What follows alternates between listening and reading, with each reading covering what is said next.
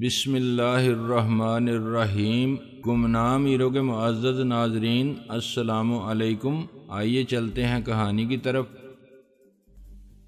मैं मुसलमानों के शिकंजे में आकर अपनी आत्मा के साथ ख़त्म होने वाली थी, मगर तूने मुझे पूनम के जिस्म में पहुंचाकर एक नई शक्ति दी है। मैं इस शक्ति के ज़रिए खोई हुई आत्मा शक्ति की आखिरी मंजिल तक पहुंच जाऊंगी। ये मेरे लिए बड़ी खुशी की बात है। तू 150 बरस के तजर्बात रखती है। मैं तेरे तजर्बात से फ़ायदा उठाऊंगा और एक मर्द की तरह तेरी हिफाजत करता रहूंगा। क्या तू चाहता है कि मैं अपने माँ बाप और रिश्तेदारों को छोड़कर किसी वीराने में चली जाऊं? अब वो तेरे माँ बाप कहाँ रहे, तू इनके लिए मर चुकी है। मैंने अपने लिए तुझे जिंदा किया है। ये जिस्म सिर्फ पूनम का है, जिसे वो अपनी बेटी समझकर धोखा खा रहे हैं। असल तो आत्मा है जो मेरे साथ रहेगी, लेकिन मैं तो यहाँ रहकर एक बहुत बड़ी रईसजादी की तरह जिंदगी गुजारना चाहती हूँ। हम आत्मा शक्ति की आखिरी मंजिल पर पहुंचकर दुनिया के सबसे ज्यादा दौलतमंद पति पत्नी कहलाएंगे। मेरे इस खूबसूरत बदन को अब तक किसी ने हाथ नहीं लगाया, फिर तुम्हारे जैसे बूढ़े को कैसे हाथ लगाने दूं? ये बदन हीरे से ज्यादा कीमती है। तुझे हासिल करने के लिए मैंने इस बात की परवाह नहीं की कि मेरी आत्मा शक्ति में कमी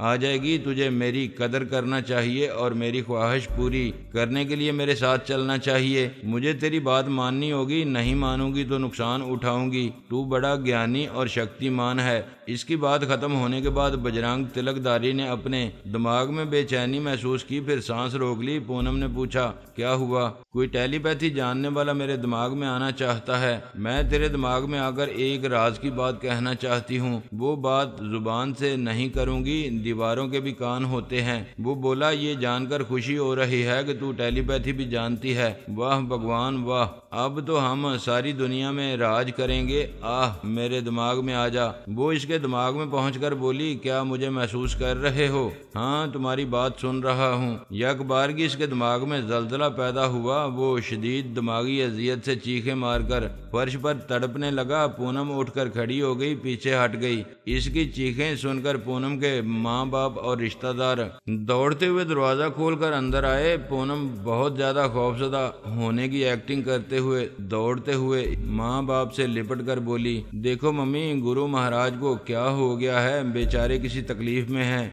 इसने दिमाग में पहुंचकर दूसरी बार जलजला पैदा किया। बजरंग तिलकधारी फिर हलक फाड़कर चीखने लगा। इसकी आंखों के सामने अंधेरा छा गया था। दिमाग की चूलें इस तरह हिलकर रह गई थीं, जैसे खोपड़ी के अंदर दिमाग नाम की कोई चीज न रही हो। पूनम का बाप विश्वनाथ और पूनम के चचा का जवान बेटा प्रकाश आगे बढ़कर फर्श पर झुककर बजरंग तिलकधारी को संभालने और पूछने लगे कि इसे क्या हो रहा है। क्या किसी डॉक्टर को बुलाया जाए या वो अपने जंतर मंतर से संभल सकता है? पूनम नहीं चाहती थी कि वो मुंह से कुछ बोले और ये जाहिर कर दे कि वो टेलीपैथी जानती है और इसके जिस्म के अंदर एक खतरनाक आत्मा समा गई है। दोबारा जबरदस्त जल्जले के बायस ज्ञान हासिल करने वाले बजरंग की दिमागी कुव्वत कमजोर पड़ गई थी। इसके दीदे ऐसे फैल गए थे जैसे इसे कुछ नजर न आ रहा हो और वो आंखें फाड़ फाड़ कर इस दुनिया को देखने की कोशिश कर रहा हो। जब दिमाग नकारा हो जाए तो आंखें देखने, कान सुनने और जिस्म हरकत करने के काबिल नहीं रहता। वो बड़ी मुश्किलों से गहरी गहरी सांसें ले रहा था। पूनम ने कहा, डैडी, थोड़ी देर पहले गुरु महाराज ने कहा था कि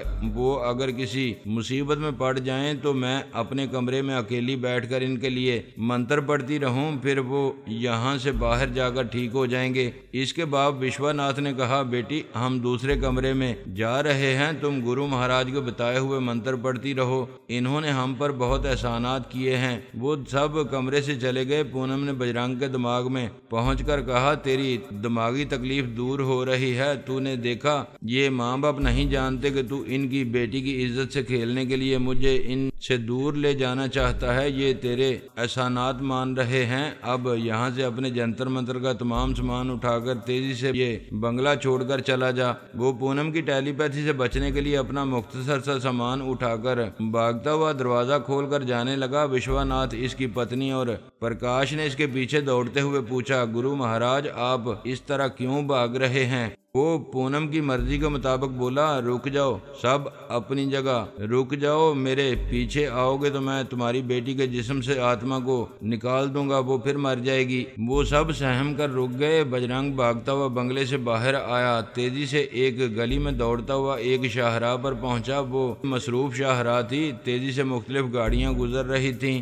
वो पागलों की तरह दौड़ता हुआ तेज रफ्तार गाड़ियों की परवाह किए बगैर इस शाहराह को पार करने लगा। इसका नतीजा ये हुआ कि वो एक गाड़ी से टकराकर फिजा में उछलकर फिर सड़क पर आया। पूनम ने इसे उठने नहीं दिया।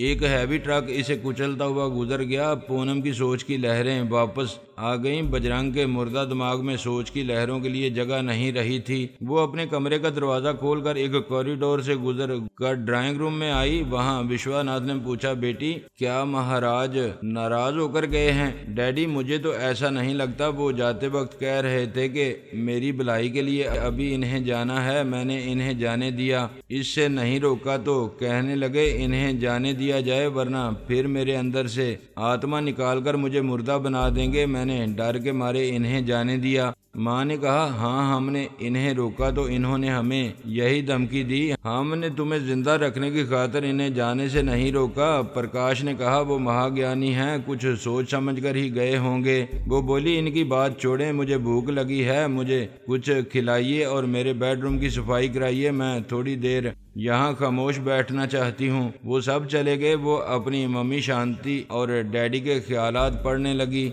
अपने और इनके बारे में अहम मालूमात हासिल करने लगी। इस घर के मुलाजमों से ये छुपाया गया था कि वो पिछली शाम कालीकट शहर से कोई 800 किलोमीटर दूर मर चुकी थी। इसे एक बड़ी सी वैन में लाया जा रहा था। इस वैन को प्रकाश ड्राइव कर रहा था। पीछे सीटों पर बजरंग, शांति देवी और विश्वनाथ थे। इसके पीछे सीट पर पूनम की लाश पड़ी हुई थी। गुरु महाराज बजरंग के हुक्म के मुताबिक इसे ले जाया जा रहा था। एक चेक पोस्ट पर चेकिंग के दौरान में पुलिस वालों को शुबा हुआ कि इस तरह लाश को ले जाने के पीछे कोई राज है। बजरंग तिलकदारी को पुलिस वाले अच्छी नजरों से नहीं देखते थे। वो इन इतराफ में जादू टूने के सिलसिले में सबको दहशत ज़दा करता रहा था। इसने प्रकाश से कहा, यहाँ बात बिगड़ जाएगी, गाड़ी को भगाते चलो, वो हमारा ताक़ब करेंगे, लेकिन मैं जानता हूँ वो हमारी गाड़ी तक नहीं पहुँच सकेंगे। उन्होंने मुलाजमों को इस रोज छुट्टी दे दी थी, इन्हें दूसरे दिन काम पर आने के लिए कहा था। इस तरह पूनम की नई जिंदगी पाने वाली बात सिर्फ इसकी मम्मी, डैडी और प्रकाश को मालूम थी और कोई चौथा राजदार नहीं था। पूनम नहीं चाहती थी कि ये राज घर से बाहर जाए, वरना ये हवा की तरह बाहर सैकड़ों हजारों किलोमीटर दूर पोरस, सना, जलाल पाशा, सानी और पारस को मालूम हो सकती थी। और वो इतने चालाक थे कि एक घर में होने वाली कोई गैर मामूली बात मालूम होती तो वो कड़ी से कड़ी मिलाते हुए पूनम के अंदर छुपी हुई नीलिमा को ढूंढ निकालते। पूनम ने प्रकाश के ख्यालात पढ़े। वो इसके चचा का बेटा था। इसके माँ बाप दिल्ली में थे। प्रकाश को ये सोचकर वहाँ छोड़ा था कि पूनम करोड़पति बल्कि अरबपति बाप की इकलौती बेटी है। अगर प्रकाश से इसकी शादी हो जाएगी तो इनका बेटा घर बैठे अरबपति बन जाएगा। प्रकाश भी पूनम का दिल जीतने के लिए इसके बाप विश्वनाथ का हर काम एक पर्सनल सेक्रेटरी की तरह करता था। घर के इस राज में भी शरीक था कि पूनम ने किस तरह आत्मा के तबादले से नई जिंदगी पाई है। वो इस राज में शरीक रहकर बहुत खुश था। सोच रहा था अपने माँ बाप को दिल्ली फोन करके बताया कि वो पूनम के एक अहम राज में शरीक होकर इनका मोतमद खास हो गया है। अब विश्वनाथ इसे राजदार बनाए रखने के लिए जरूर अपना दामाद बनाएगा। पूनम ने प्रकाश के दिमाग में जाकर इसकी सोच में कहा, आज आधी रात के बाद जब सब ही गहरी नींद में होंगे तो वो अपना कमरा बंद करके अपने माँ बाप को फोन पर कहेगा कि वो जल्द मुंबई आ जाएं और पूनम से इसकी शादी की बात करें। वो विश्वनाथ और पूनम के ऐसे अजीबो गरीब राज से वाकिफ है कि वो रिश्ता करने से इनकार नहीं करेंगे। प्रकाश के ख्यालात ने कहा, ठीक है, आधी रात के बाद दिल्ली फोन करूंगा। अभी किसी शॉपिंग सेंटर में जाकर पूनम के लिए बहुत सी कीमती जेवरात, साड़ी और परफ्यूम खरीद कर लाऊंगा और इसे नई जिंदगी का तोहफा दूंगा। वो बाहर जाने के लिए तैयार होने लगा तो पूनम भी अच्छी सी साड़ी पहनकर जरा बनाओ श्रृंगार करके ड्राइंग रूम में आई। अपने माँ बाप से कहने लगी, मैं जरा घूम फिर कर आना चाहती हूँ। जब से गुरु महाराज कुछ नीम पागल से होकर गए हैं, मेरा दिल इनके लिए बहुत परेशान है। इसी वक्त प्रकाश वहां आया। बाप ने कहा, ठीक है बेटी, मैं अपने ड्राइवर से कहता हूँ, वो तुम्हें तफरीह के लिए ले जाएगा। लेकिन वो प्रकाश को देखकर मुस्कुराकर बोली, ड्राइवर के साथ नहीं, प्रकाश के साथ जाना चाहती हूँ। माँ ने कहा, तो अजब है, तुम तो प्रकाश से दूर दूर रहा करती थी, आज इसके साथ जाना चाहती हो। मम्मी, ये नई जिंदगी पाने के बाद मैंने प्रकाश को आज़ादी दी है। अगर ये हमारा साथ ना देता तो मैं आप दोनों के साथ जिंदा नजर न आती। मैं प्रकाश के साथ जाऊंगी। प्रकाश खुशी से खिल गया, इसके साथ ही बाहर आया। वो कार की अगली सीट पर बैठ गए। वो कार स्टार्ट करके आगे बढ़ाते हुए बोला, आज मैं बहुत खुश हूँ, आज मुझे दो दो खुशियाँ मिल रही हैं। वो कौन सी दो दो खुशियाँ हैं?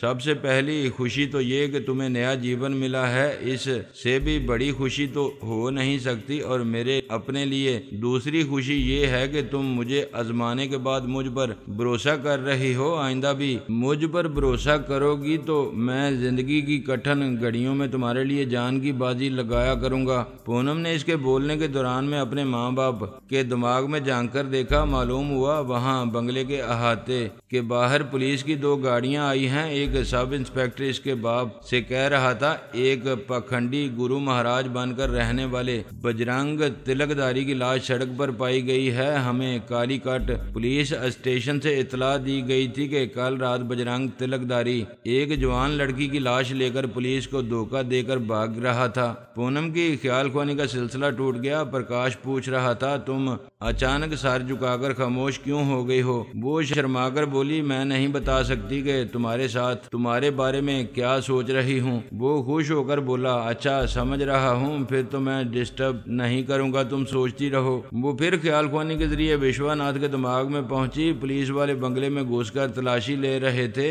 एक हवालदार ने दौड़ते हुए आकर अपने अफसर से कहा, सर इधर गैराज में एक बड़ी सी वैन है, इसका नंबर वही है जो हमें कल रात बताया गया था। अफसर तेजी से चलता हुआ गैराज की तरफ जाने लगा। दूसरे अफसर ने विश्वनाथ से कहा, अच्छा तो इस जवान लड़की की लाश आपकी वैन में यहाँ लाई गई है, वो किसकी लाश थी? विश्वनाथ ने कहा, हम किसी लाश के बारे में नहीं जानते, हमारी एक ही जवान बेटी है। कालीकट से आने वाली पुलिस टीम और अफसरान इन सब को चेहरे से पहचानते हैं जो कल रात इस वैन में थे। पूनम सोचने लगी, ये राज तो ऐसे फैल रहा है जैसे जंगल की आग फैलती है। अगर दूर दराज होते तो मैं इन्हें ठिकाने लगा देती, मगर अपने घर वालों को, प्रकाश को और पुलिस वालों को कब तक ठिकाने लगाकर अपना वक्त जाया करती रहूंगी। प्रकाश ने एक शॉपिंग प्लाजा के करीब कार रोकी। वो दोनों कार से उतरकर प्लाजा की सीढ़ियां चढ़ते हुए ऊपर आए। बेशुमार दुकानें ग्राउंड से टॉप फ्लोर तक थीं। वो लिफ्ट के जरिए छठे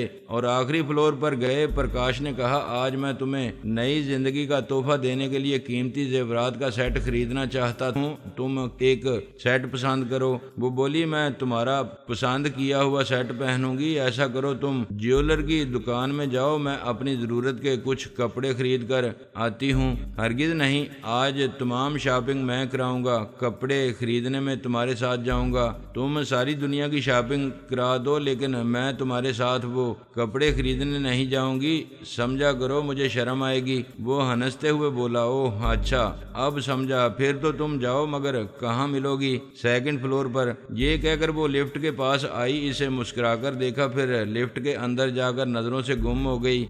बेचारा एक ज्वेलर की दुकान में चला गया। वो लिफ्ट के जरिए ग्राउंड फ्लोर पर आई। शॉपिंग प्लाजा के बाहर एक टैक्सी में बैठकर बोली, शिव जी अस्पताल चलो। इसने अस्पताल पहुंचकर काउंटर पर पूछा, सर्जन बलदेव सिंह किस चैम्बर में हैं? काउंटर गर्ल ने कहा, आज वो अस्पताल नहीं आएंगे। पूनम ने इसके दिमाग में पहुंचकर इसे डॉक्टर को फोन करने पर माइल किया। राब्ता होने पर काउंटर गर्ल ने कहा, सर मैं अस्पताल से बोल रही हूँ, एक मिस आपसे मिलना चाहती हैं। डॉक्टर ने पूछा, कैसी है, कितनी उम्र होगी? सर मैं फोन पर कैसे बताऊं, आपको जरूर मिलना चाहिए। काउंटर गर्ल ने रिसीवर रखकर इसे डॉक्टर के बंगले का पता बताया। वो ना भी बताती तो पूनम इसके दिमाग में पहुंच गई थी। इसने सबसे पहले ये मालूम किया कि इसके घर में प्लास्टिक सर्जरी के आलात वगैरह मौजूद हैं या नहीं। मुतमिन होकर वो एक टैक्सी के जरिए इसके बंगले में पहुंच गई। डॉक्टर शौकीन था हुस्नो शबाब को देखकर राल टपकने लगती थी। पूनम को देखा तो देखता ही रह गया। इसने कहा, आओ अंदर आओ, इसे अपना ही घर समझो। मैंने आज तक तुम्हारी जैसी सुंदर लड़की नहीं देखी। दिल कहता है तुम सामने बैठी रहो और मैं तुम्हें देखता रहूं। मुझे सहारा दोगे तो मैं सारी जिंदगी तुम्हारे सामने बैठी रहूंगी। वो खुश होकर बोला, मैं सारी जिंदगी सहारा दूंगा, लेकिन इस बंगले में नहीं। मैं एक मशहूर इज्जतदार डॉक्टर हूँ, बदनाम नहीं होना चाहता। एक अलग अपार्टमेंट तुम्हारे लिए किराए पर ले सकता हूँ। मैं अपार्टमेंट नहीं चाहती, मेरा अपना बंगला है, मैं वहाँ अकेली रहती हूँ। अकेली रहती हो? फिर तो क्या बात है, मगर तुम मुझसे अभी किस बात का सहारा मांग रही थी? मैं प्लास्टिक सर्जरी के जरिए अपना चेहरा बदलना चाहती हूँ। तुम तो बेहद हसीन हो, फिर चेहरा क्यों बदलना चाहती हो? मेरी कुछ मजबूरियां हैं। तुम मेरा चेहरा और ज्यादा खूबसूरत बनाओगे तो मैं तुम्हारा दिल खुश कर दूंगी। तुम इस कमरे में देखो, सर्जरी का तमाम सामान मौजूद है। ज्यादा से ज्यादा 2 घंटे में चेहरा ऐसे तब्दील करूंगा कि तुम्हें कोई पहचान नहीं सकेगा। मेरे पास आम तौर पर मुजरम या ऐसे बेकसूर लोग आते हैं जो पुलिस या अपने दुश्मनों से हमेशा छुपकर रहना चाहते हैं। मैं समझ चुका हूँ, तुम भी इनमें से एक हो। ज्यादा न समझो, सिर्फ ये देखो कि मेरा ये हुस्नो शबाब तुम्हें नसीब होने वाला है। मैं मुंह मांगी फीस दूंगी। अमीर तरीन डॉक्टरों में मेरा शुमार होता है। फीस के तौर पर सिर्फ तुम्हारा हुस्नो शबाब लूंगा। मंजूर है? पहले चेहरा तब्दील करो। नहीं, पहले फीस अदा करो। वो बोली, दुनिया के हर बाजार में पहले अपनी पसंद की चीज खरीदी जाती है, फिर बिल अदा किया जाता है। पहले चेहरा तब्दील करो, फिर अपना मुतालबा करो। तवाइफ और वकील की तरह पहले फीस न मांगो। वो कुछ कहना चाहता था। पूनम ने इसके दिमाग में कब्जा जमाकर कहा, मुझे हसीन तरीन औरतों का एल्बम दिखाओ। वो एल्बम लाकर इसे दिखाने लगा। इसमें हसीन तरीन औरतों की तस्वीरें थीं। डॉक्टर इसे बताता रहा कि इनमें से कौन सी मृत्यु है और कौन जिंदा है और कौन अब बूढ़ी हो चुकी है। पूनम एक निहायत ही हसीन और जमील लड़की की तस्वीर पसंद आई। डॉक्टर ने कहा, मेरे बड़े भाई भी प्लास्टिक सर्जरी के माहिर थे, वो मर चुके हैं। इनके पास 25 वर्ष पहले ये लड़की सर्जरी के लिए आई थी। इन दिनों प्लास्टिक सर्जरी इतनी एडवांस नहीं थी, बड़े मसाइल पेश आते थे। बहरहाल अगर वो 20 वर्ष की उम्र में भाई के पास सर्जरी के लिए आई होगी तो अब इसकी उम्र 45 वर्ष की होगी। पूनम ने कहा, इसके चेहरे पर मशरकी और मगरबी हुस्न का इम्तजाज है। कुछ हिंदुस्तानी भी लगती है और कुछ अंग्रेज भी। इसकी माँ अंग्रेज थी और बाप हिंदुस्तानी था। वो आईने के सामने आकर बैठ गई। डॉक्टर सर्जरी की तैयारी करने लगा। वो एहतियातन इसके ख्यालात पढ़ती रही ताकि डॉक्टर कोई मक्कारी ना करे।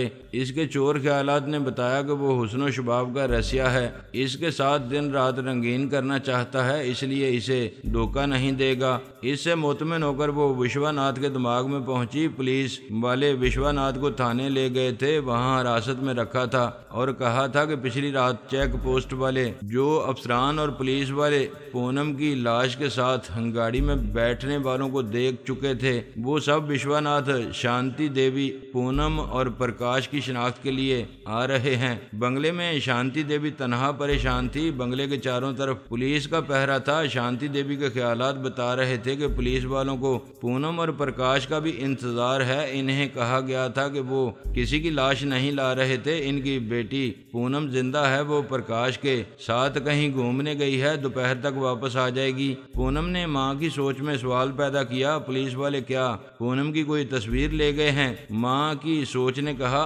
दीवार पर कोई तस्वीर देखते तो शायद ले जाते, तमाम तस्वीरें एल्बम में हैं। इसने माँ के दिमाग पर कब्जा जमाकर एल्बम में से अपनी तमाम तस्वीरें निकाली। किसी भी तकरीब के मौका पर औरतों और मर्दों के हजूम में जो धुंधली सी तस्वीरें थीं, इन्हें भी निकाल लिया अपनी अलमारी और विश्वनाथ के सेफ और मेज की दराजें चेक की। फिर जितनी तस्वीरें थीं जला डाली। अब भी कोई बात इसे खटक रही थी। इसी वक्त फोन की घंटी बजी। माँ ने रिसीवर उठाकर हेलो किया। दूसरी तरफ से प्रकाश ने कहा, माँ जी, मैं प्रकाश बोल रहा हूँ, क्या वहाँ पूनम आई है? वो तो तुम्हारे साथ गई थी, तुम मुझसे पूछ रहे हो? मैं यहाँ पूरे शॉपिंग प्लाजा में इसे ढूंढ रहा हूँ, पता नहीं वो मुझे बताए बगैर कहाँ चली गई है। मैं अपनी कार के पास हूँ, शायद वो इधर आ जाए। प्रकाश हम पर अचानक मुसीबतों के पहाड़ टूट रहे हैं। पुलिस वाले तुम्हारे ताया को थाने ले गए हैं, हमारी कल रात वाली वैन पकड़ी गई है। चेक पोस्ट पर हमें पहचानने वाले पुलिस वाले आएंगे, वो पूनम को जिंदा देख लेंगे तो इन्हें यकीन हो जाएगा कि वो लाश नहीं थी बल्कि पिछली सीट पर पूनम सो रही थी। सिर्फ पूनम के जिंदा मिल जाने से वो सब अपना बचाव कर सकते हैं। लेकिन 1 घंटे के अंदर पूनम का चेहरा बड़ी हद तक तब्दील होता जा रहा था। 2 घंटे बाद वो बिल्कुल तब्दील हो गई। आईने के सामने खुद को एक निहायत हसीनो जमील दोशीज़ा के रूप में देखने लगी। इसके चेहरे पर मशरकी हुस्न भी था और हॉलैंड के दूध मक्खन वाली चिकनाहट भी थी। डॉक्टर ने फखर से कहा, देखा मेरा कमाल, कोई कागज पर हसीन तस्वीर बनाता है, कोई पत्थर तराश कर अजंता की मूर्त बनाता है। मैंने जीती जागती चलती फिरती एक जिंदा हुस्न की देवी बनाई है। मानती हूँ तुम बाकमाल हो, मगर पूरी तरह इत्मीनान करने दो। इस चेहरे का फिनिशिंग टच पूरी तवज्जो से करो। मुझे हासिल करने की जल्दी करोगे तो मैं हाथ नहीं आऊंगी। ये दोनों हाथ देख रही हो कितने मजबूत हैं, जकड़ लूंगा तो निकल नहीं सकोगी। मैं चीखने चिल्लाने लगूंगी तो तुम्हारी इज्जत खाक में मिल जाएगी। बहुत चालाक हो, बहुत नादान हो। जब मोहब्बत से मिलने वाली हूँ तो जबरदस्ती वाली बात क्यों करते हो?